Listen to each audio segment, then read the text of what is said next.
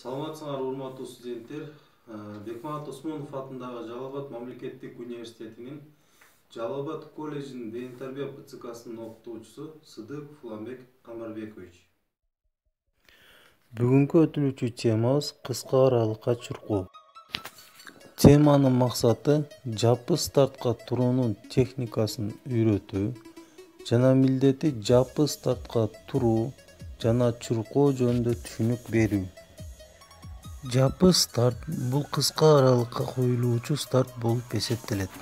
Кыска аралыкка чуркоодо 4 фаза бар. Алар төмөнкүлөр: стартта туруу, старттан чыгуу, аралык чуркоо, фиништен өтүү. Жаппы старт бул кыска аралыкка коюлат. Кыска аралыкка төмөнкүлөр кирет: 30 метрге чуркоо, 60 метрге чуркоо, 100 метрге чуркоо, 200 метрге чуркоо, 400 метрге чуркоо. Жана ошондой эле тоскоолдуктар менен чуркоо, эстафеталык чуркоолор кыска аралык чуркоо түрүнө кирет. Кыска аралыкка чуркаган адам спринтер деп аталат. Стартта турганда баш төмөн абалда туруш керек.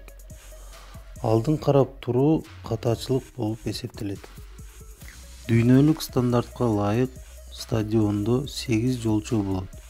Ар бир жолчонун аралыгы 125 см болот.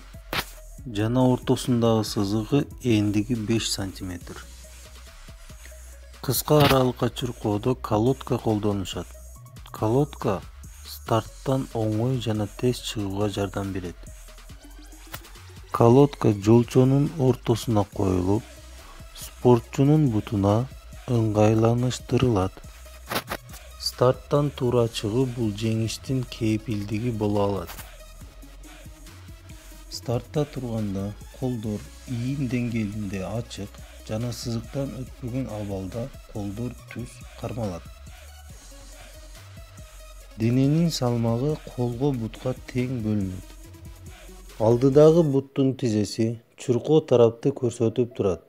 Арткы буттун тизеси жерге тийип, баш ылды ийилип жерди карап турат.